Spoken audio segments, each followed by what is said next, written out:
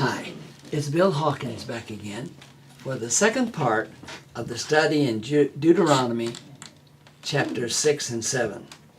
We're going to start with Deuteronomy 7:7.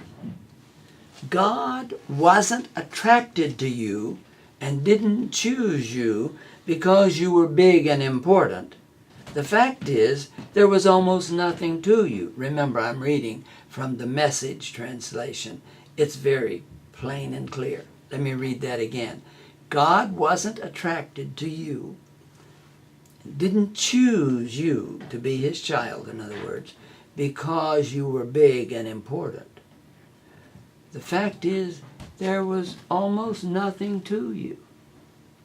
He did it out of sheer love. What? Why was God attracted to you? Just because of his love. You can't do anything more with it than that. Skip to chapter 7, verses 13 through 15. When you obey, he will love you. He will bless you. He will increase you in the country he promised. Now, is he talking about heaven? This country that he promised is the promised land, heaven? That's what I thought when I was growing up. Or is it a more real, consistent, constant life with the Lord here and now in this world, in these circumstances? Is that what the promised land is? And he speaks in these verses of no sterility or barrenness. The NIV says, none of your men or women will be childless. That's another thought. There will be others that you bring into the kingdom, into the family. God knows that you are expected to bring others into the family of God with you. This is not about you alone. He insists that we are responsible for other people as well as ourselves.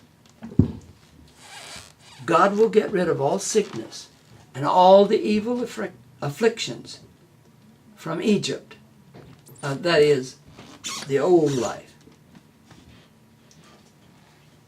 Skip down to verse 16 through 19. Don't feel sorry for them. Don't worship their gods. They'll trap you for sure. Don't be afraid. Remember in detail what God, your God, did to Pharaoh and to all Egypt. Remember the great contest to which you were eyewitnesses, the miracle signs, the wonders that God stretched out his arm and took you out of there. God is going to do the same things to these people you are now so afraid of. For us, that probably means these problems that we are now struggling with and afraid of. Remember who you are, what you were delivered from, and remember where you are going. Remember that those things which cling to you from the old life must be brutally murdered and thrown aside. Remember the judgments of God you have seen in the past. Remember, you are the people of God, not the people of the old country and the old lifestyle. Remember that you cannot go back. All that life is over. The door is closed forever. You can't go back. Everything about Egypt is off limits to the chosen people of God. Everything about the old life, the old ways, the way you were before is off limits, closed, gone forever for the chosen child of God. After having a taste of freedom, would you really want to go back to that life of slavery? They were to exterminate, get rid of completely all the people of their new place. That was their commission. Get rid of them all. Kill them all. In fact, in chapter 7, verse 20, God says, if some of them go into hiding, if you miss some, if you can't kill everyone, God will unleash the hornet on them until every survivor in hiding is dead. None. Absolutely none were to escape. Wow. How about in your life? What are you hiding or hanging on to? You can fool me. You can fool each other. You can be holding on to something that none of us can see. But there's always the hornet. I think that's the Holy Spirit of God. Unless you keep fighting until you have enough power from God to hold up this little God thing in your life and destroy it, God will keep digging in your life until He finds it and destroys it. Be warned, if God has to do it, He might even have to destroy your life in the process. You could be saved as by fire. 1 Corinthians chapter 3, verses 12 through 15. This is New Testament, says, for no one can lay any foundation other than the one already laid, which is Jesus Christ. If any man builds on this foundation using gold, silver, costly stones, wood, hay, or straw, his work will be shown for what it is, because the day will bring it to light. It will be revealed with fire, and the fire will test the quality of each man's work. If what he has built survives, he will receive his reward. If it's burned up, he will suffer loss. He himself will be saved, but only as one escaping through the flames. That reading is also from the New International Version.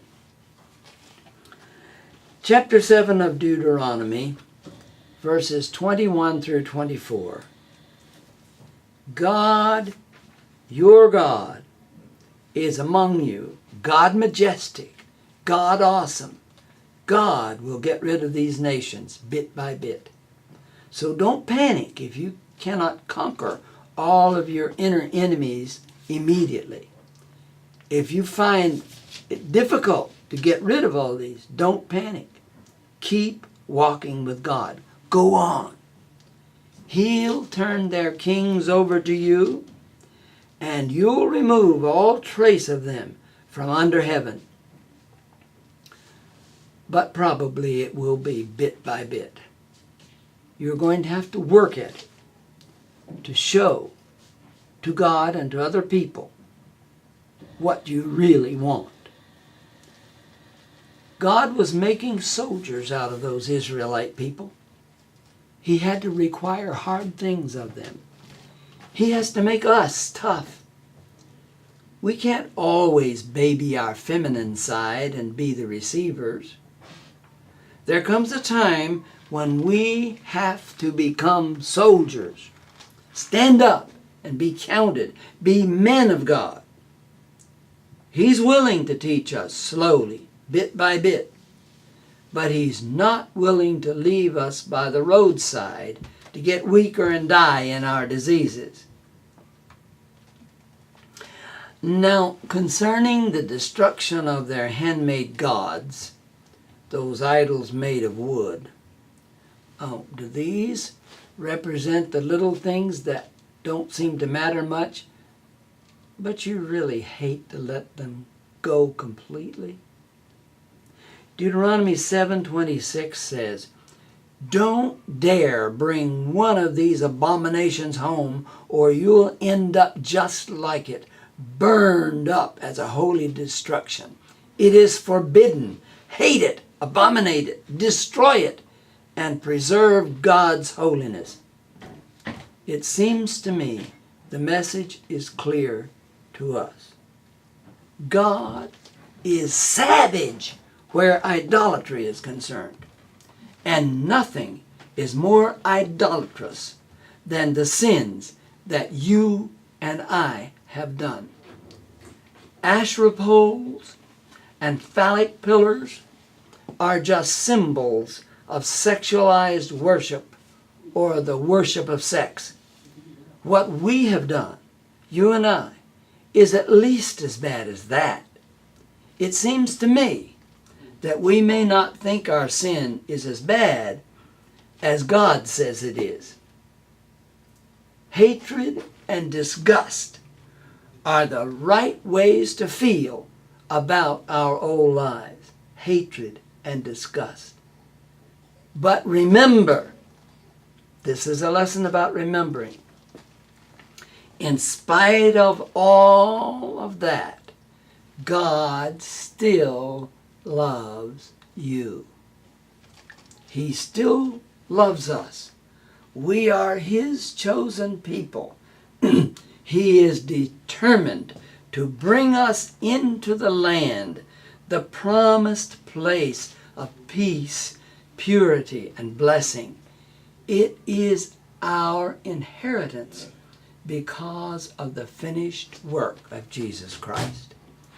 Gird up your loins, soldiers. Strap on your weapons. Go forward into the battle. We are victors through Christ our captain. Remember, remember, remember who you are, where you are going, where He has brought you from. Remember what is good. Remember what is evil, and don't forget and mix them together. Remember, remember, remember